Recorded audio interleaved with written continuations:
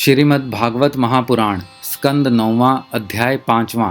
दुर्वासा जी की दुख निवृत्ति। श्री शुकदेव जी कहते हैं, परीक्षित, जब भगवान ने इस प्रकार आज्ञा दी तब सुदर्शन चक्र की ज्वाला से जलते हुए दुर्वासा लौटकर राजा अम्बरीश के पास आए और उन्होंने अत्यंत दुखी होकर राजा के पैर पकड़ लिए। दुर्वासा जी की यह चेष्टा देखकर और उनके चरण पकड़ने से लज्जित होकर राजा अम्बरीश भगवान के चक्र की स्तुति करने लगे। उस समय उनका हृदय दयावश अत्यंत पीड़ित हो रहा था। अम्बरीश ने कहा, प्रभो सुदर्शन, आप अग्नि स्वरूप हैं, आप ही परम समर्थ सूर्य हैं, समस्त नक्षत्र मंडल के अधिपति चंद्रमा भी आपके स्वरूप हैं।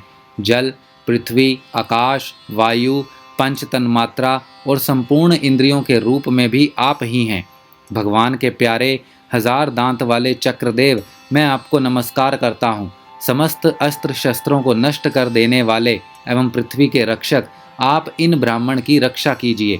आप ही धर्म हैं, मधुर एवं सत्यवाणी हैं। आप ही समस्त यज्ञों के अधिपति और स्वयं यज्ञ भी हैं। आप समस्त लोकों के रक्षक एवं सर्वलोक स्वरूप भी हैं। आप परम पुरुष परमात्मा के श्रेष्ठ तेज हैं। सुनाभ, आप समस्त धर्मों की मर्यादा के रक्षक हैं। अधर्म का आचरण करने वाले असुरों को भस्म करने के लिए आप साक्षात अग्नि हैं। आप ही तीनों लोकों के रक्षक एवं विशुद्ध तेजोमय हैं। आपकी गति मन के वेग के समान है और आपके कर्म अद्भुत हैं। मैं आपको नमस्कार करता हूँ, आपकी स्तुति करता हूँ। वेदवाणी के अधीश्वर, आपके धर्ममय तेज से अंधकार का नाश होता है और सूर्य आदि महापुरुषों के प्रकाश की रक्षा होती है। आपकी महिमा का पार पाना अत्यंत कठिन है। ऊंचे नीचे और छोटे बड़े के भेदभाव से युक्त यह समस्त कार्य कारणात्मक संसार आपका ही स्वरूप है। सुदर्शन चक्र, आप पर कोई विजय नहीं प्राप्त कर सकता। जिस समय निरंजन भगवान आपको चलाते हैं और आप दैत्य एवं दानवों की सेना में प्रवेश करते हैं, उस समय युद्ध भूमि में उनकी भुजा, उदर, जंघा, चरण और गर्दन आदि निरंतर कटते हुए आप अनंत शोभायमान होते हैं। विश्व के रक्षक, आप रणभूमि में सबका प्रहार सह लेते हैं। आपका कोई कुछ नहीं बिगाड़ सकता। गदाधारी भगवान ने दुष्टों के नाश के लिए आपको नियुक्त किया है। आप कृपा करके हमारे कुल के भाग्य उदय के लिए दुर्वासा जी का कल्याण कीजिए। हमारे ऊपर यह आपका महान अनुग्रह होगा। यदि मैंने कुछ भी दान किया अपना आराध्य देव समझते रहे हो तो दुर्वासा जी की जलन मिट जाए। भगवान समस्त गुणों के एकमात्र आश्रय हैं।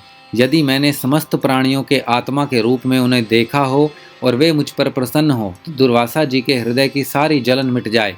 श्री शुकदेव जी कहते हैं, जब राजा अम्बरीश ने दुर्वासा जी को सब ओर से जलने वाले भगवान के सुदर्शन चक्र की इस प्रकार स्तुति की तब उनकी प्रार्थना से चक्र शांत हो गया।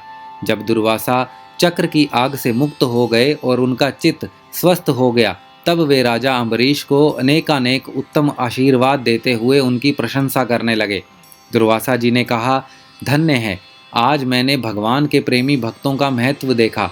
राजन, मैंने आपका अपराध किया, फिर भी आप मेरे लिए मंगल कामना ही कर रहे हैं। जिन्होंने भक्त वत्सल भगवान श्री हरि के चरण कमलों को दृढ़ प्रेम भाव से पकड़ लिया है, उन साधु पुरुषों के लिए कौन सा कार्य कठिन है। जिनका हृदय उदार है वे महात्मा भला किस वस्तु का परित्याग नहीं कर सकते। जिनके मंगलमय नामों के श्रवण मात्र से जीव निर्मल हो जाता है, उन्हीं तीर्थपाद भगवान के चरण कमलों के जो दास हैं उनके लिए कौन सा कर्तव्य शेष रह जाता है। महाराज अम्बरीश, आपका हृदय करुणा भाव से परिपूर्ण है। आपने मेरे ऊपर महान अनुग्रह किया। अहो, आपने मेरे अपराध को भुलाकर मेरे प्राणों की रक्षा की है। परीक्षित, जब से दुर्वासा जी भागे थे तब से अब तक राजा अम्बरीश ने भोजन नहीं किया था। वे उनके लौटने की बाट देख रहे थे। अब उन्होंने दुर्वासा जी के चरण पकड़ लिए और उन्हें प्रसन्न करके विधि पूर्वक भोजन कराया। राजा अम्बरीश बड़े आदर से अतिथि के योग्य सब प्रकार की भोजन सामग्री ले आए। दुर्वासा जी भोजन करके तृप्त हो गए। अब उन्होंने आदर से कहा, राजन, अब आप भी भोजन कीजिए। अम्बरीश, आप भगवान के परम प्रेमी भक्त हैं। आपके दर्शन, स्पर्श, बातचीत और मन को भगवान की ओर प्रवृत्त करने वाले आतिथ्य से मैं अत्यंत प्रसन्न और अनुग्रहित हुआ हूँ। स्वर्ग की देवांगनाएं बार बार आपके इस उज्जवल चरित्र का गान करेंगी। यह पृथ्वी भी आपकी परम पुण्यमयी कीर्ति का संकीर्तन करती रहेगी। श्री शुकदेव जी कहते हैं, दुर्वासा जी ने बहुत ही संतुष्ट होकर राजा अम्बरीश के गुणों की प्रशंसा की और उसके बाद उनसे अनुमति लेकर आकाश मार्ग से उस ब्रह्मलोक की यात्रा की जो केवल निष्काम कर्म से ही प्राप्त होता है। परीक्षित, जब सुदर्शन चक्र से भयभीत होकर दुर्वासा जी भागे थे, तब से लेकर उनके लौटने तक 1 वर्ष का समय बीत गया। इतने दिनों तक राजा अम्बरीश उनके दर्शन की आकांक्षा से केवल जल पीकर ही रहे। जब दुर्वासा जी चले गए, तब उनके भोजन से बचे हुए अत्यंत पवित्र अन्न का उन्होंने भोजन किया। अपने कारण दुर्वासा जी का दुख में पड़ना और फिर अपनी ही प्रार्थना से उनका छूटना, इन दोनों बातों को उन्होंने अपने द्वारा होने पर भी भगवान की ही महिमा समझा। राजा अम्बरीश में ऐसे ऐसे अनेकों गुण थे। अपने समस्त कर्मों के द्वारा वे पर ब्रह्म परमात्मा श्री भगवान में भक्ति भाव की अभिवृद्धि करते रहते थे। उस भक्ति के प्रभाव से उन्होंने ब्रह्मलोक तक के समस्त भोगों को नरक के समान समझा।